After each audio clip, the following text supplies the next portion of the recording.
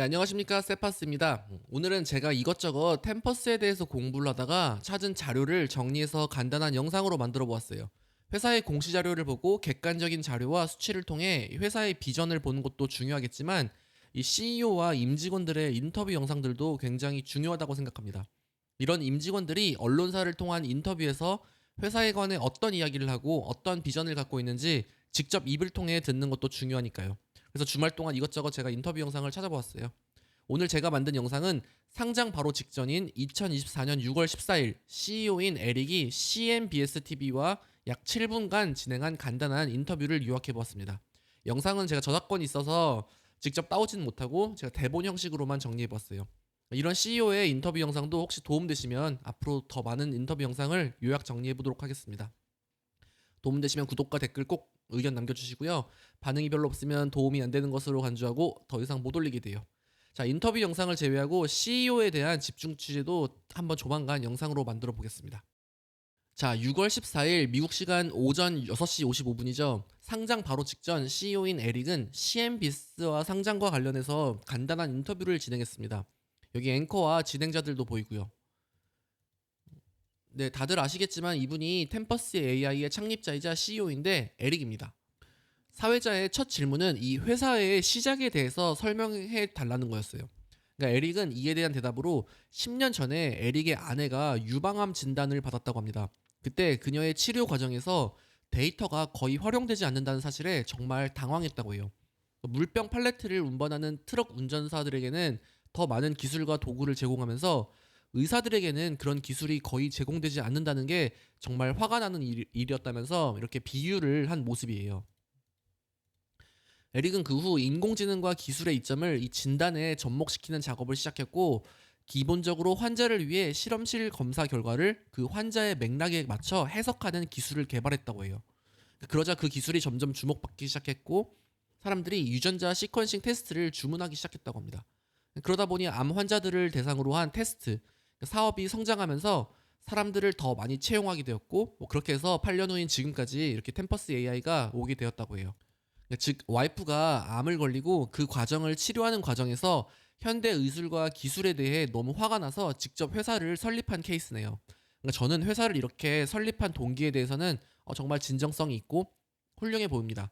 에릭은 다음 영상에서 말씀드리겠지만 이 그룹폰의 창업자이기도 하고 기본적으로 돈이 많이 있어요. 그리고 여러 회사를 창업한 경험도 있고요. 그래서 이렇게 바로 실행에 옮길 수 있어 보였습니다. 사회자의 두 번째 질문은 AI와 관련된 것이었는데요. 지금은 템퍼스가 AI 회사로 여겨지지만 처음부터 AI 회사나 뭐 머신러닝 회사로 생각하셨는지 아니면 이게 뭐 그게 어떻게 변해왔는지를 물어봅니다. 에릭은 템퍼스는 처음부터 머신러닝, 빅데이터, 기술, 알고리즘 모델에 집중했다고 하고요. 그러니까 8년 반 전부터 자연어 처리, 광학 문자인식, 그리고 다양한 대규모 머신러닝 모델을 활용했다고 합니다.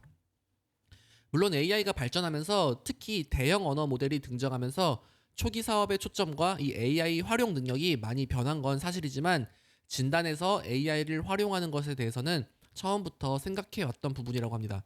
그래서 이름도 템퍼스 A라고 붙인 거고요. 사회자의 세 번째 질문은 이 챗 GPT와 같은 생성형 AI의 등장과 관련된 거였어요. 챗 GPT가 공개되기 전과 후로 나눠서 보면 그게 템퍼스의 사업을 완전히 뭐 아니면 근본적으로 바꿔 놓았는지에 관해서 물어봤는데 에릭에 의하면은 이것은 굉장히 자연스러운 진화라고 해요. 흥미로운 점은 템퍼스는 이미 템퍼스 1이라는 기술에 대한 특허를 출원했다고 해요. 이 기술은 기본적으로 의사가 실험실 검사 결과에 대해서 대화를 하듯 질문을 던지면 답변을 받을 수 있는 기술이에요. 나중에는 환자도 직접 사용할 수 있게 이제 될 거라고 하고요. 이건 실험실 검사 결과에 대한 이 챗 GPT와 같은 거라고 보면 된다고 합니다. 혈액 검사, CT 스캔, 유전자 검사 등에 모두 적용이 가능하고요. 의사들이 필요한 모든 데이터를 갖추고 결정을 내릴 수 있게 되면 환자들에게 엄청난 이점이 생긴다고 해요. 조만간 이 템퍼스 1에 대한 영상도 한번 준비를 해보아야겠어요. 네, 사회자의 다음 질문은 기존 병원과 의료 시스템의 재정적 문제와 관련된 거였는데요. 대부분의 병원이 1%에서 2%의 이익률로 운영되고 있고 이런 상황에서는 새로운 기술이나 더 나은 기술에 투자를 할 여유가 많지 않다고 해요. 그래서 이런 기술과 재정의 부조화에 대해서 물어보았는데 에릭은 이건 그래서 그렇기 때문에 민간 기업이 나서야 할 문제라고 해요. 현재 시스템으로는 혁신을 가져올 수 없다고 지적했습니다. 무엇보다 이 자금 조달이 가장 어렵고 정부 투자는 너무 빈약하다고 합니다. 특히 미국 국립보건원은 이 모든 질병 연구에 약 350억 달러를 투자 중인데요. 구글은 검색 기능 개선에만 그보다 더 3배가 더 많은 금액을 투자 중이라고 하죠. 그래서 검색은 지금 인류에서 정말 잘 작동되고 있는데 환자들은 여전히 고통받고 있다고 이런 식으로 이제 투자와 기술 개발에 대한 상관관계를 비교하는 모습입니다. 그래서 궁극적으로는 이런 경제 모델을 바꿔야 하는데 템퍼스와 같은 회사가 기술과 도구, AI의 이점을 이제 의사와 환자들에게 전달할 수 있어야 한다고 말하는 건데요. 즉 템퍼스 AI를 통해 이 전체적인 의료 시스템에도 혁신이 일어날 거라고 돌려서 말하는 거죠. 자, 다음 질문은 그렇다면 수익과 관련된 건데요. 템퍼스는 수익이 어떻게 창출되고 누가 돈을 내는지를 물어보았는데 솔직히 여기서 에릭의 답변은 좀 뜬구름 잡는 내용이긴 했습니다. 핵심 비즈니스 모델들을 설명하기보다는 굉장히 포괄적으로 간단하게 설명한 느낌이에요. 에릭은 이에 대해서 현재 시스템은 비효율성으로 가득 차 있고 방향적으로 보면 미국에서 헬스케어에 매년 3조 달러 이상이 지출 중이라고 해요. 하지만 그중 3분의 1 정도가 낭비되고 있고, 그러니까 즉 1조 달러 이상이 그냥 낭비되고 있다고 합니다. 하지만 데이터를 활용해서 환자를 적절한 치료법으로 안내할 수 있는 회사들은 시스템에서 발생하는 절감분의 일부를 가져갈 수 있고, 이게 회사의 수익이 될 수 있다고 하는데요. 즉 기존의 불합리하고 비효율적이던 헬스케어 비용에서 시스템과 치료법에서 조금만 더 효율적으로 돌려도 큰 이익을 남길 수 있는 구조라 설명하는 모습이에요. 또한 템퍼스가 진출해 있는 이 헬스케어 시장은 규모 자체로도 굉장히 큰 시장이라고 말하는 모습입니다. 네, 사회자의 다음 질문은 수익성과 관련된 거였는데요. 템퍼스는 아직 적자를 내고 있고 이제 많은 기술 회사들이 그렇듯 템퍼스도 아직 돈을 잃고 있는 사업이라고 지적했어요. 적자 규모가 예전보다는 줄어들었다고 하지만 여전히 2억 달러 이상의 적자 중인데 그러면 적어도 손익 분기점에 도달하거나 이 큰 수익성을 내기 위해서는 무엇을 해야 하는지 근본적인 구조에 대해서 물어봤는데요. 사실 여기서도 에릭은 약간 구체적인 답변은 피했지만 이 회사의 성장성을 좀 강조한 모습이었습니다. 네, 에릭은 이에 대해서 템퍼스는 이미 좋은 궤적에 올라와 있다. 매출은 여전히 빠르게 성장 중이고 총이익 성장분을 모두 사업에 재투자하고 있지는 않습니다. 그래서 매 분기마다 레버리지가 개선되고 있다라고 이제 말하고요. 이 추세를 만약 이어간다면 2025년쯤에는 현금 흐름과 조정 후 이익 모두 흑자로 전환될 거라고 예상한다고 했어요. 그러니까 물론 그게 어떻게 될지는 지켜봐야 하고 미래를 정확히 알 수는 없지만 현재 추세는 굉장히 좋아 보이며 이제 이렇게 유지할 거라는 식으로 돌려서 대답을 한 모습입니다. 그런데 사실 이 대답은 지난 실적 발표에서도 재확인이 되었어요. 빈말이 아니라는 거죠. 실제로 템퍼스는 이번 실적 발표에서 2025년 에비타 흑자 전환을 할 거라고 보고를 했죠. 자, 다음 질문이었습니다. 그런데 전 이 질문이 개인적으로는 가장 매콤하고 이 팩폭을 날렸다고 생각하는데요. 이것은 마지막 질문이랑도 연결돼요. 근데 지금 상장을 하고 있는데 혹시 사업을 매각하는 거를 고려해 본 적이 있냐라고 질문을 합니다. 그러니까 이게 뭔 말인지 싶을 거예요. 이제 막 상장을 하려는 회사인데 회사 매각에 대해서 고려하고 있냐는 거잖아요. 그러니까 좀 말이 안 되는 거죠. 이 질문을 이해하시려면은 마지막 질문까지 봐야 하니까 뒤에서 다시 볼게요. 일단 이거에 대한 에릭의 답변은 당연히 no. 그런 생각은 하지 않는다고 해요. 상장을 해야 한다거나 매각해야 한다는 생각보다는 지금 핵심 문제 자체에 집중하는 편이라고 합니다. 그 문제가 아직 해결되고 있지 않았다고 해요. 그러니까 에릭이 생각한 핵심 문제는 이거예요. 미국에서는 매년 약 180만 명에서 190만 명이 암 진단을 받고 60만 명이 여전히 사망하고 있다고 하는데 25년 전에도 암 때문에 미국에서는 60만 명이 사망했다고 하죠.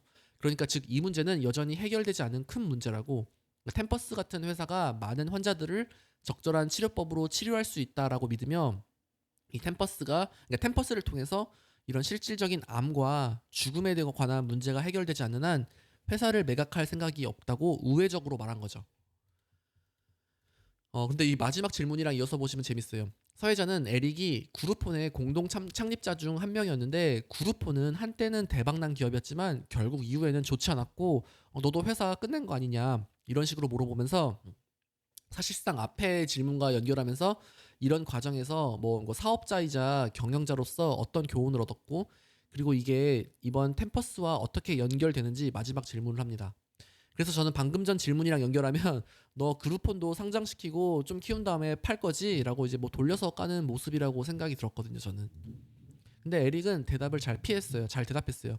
그러니까 그룹폰의 결과적인 실패에 대해서는 맞다고 인정했고요. 모든 성공과 실패에서 교훈을 얻는다고 해요. 템퍼스의 경우에는 아주 다른 접근 방식을 취하고 있다고 하고요.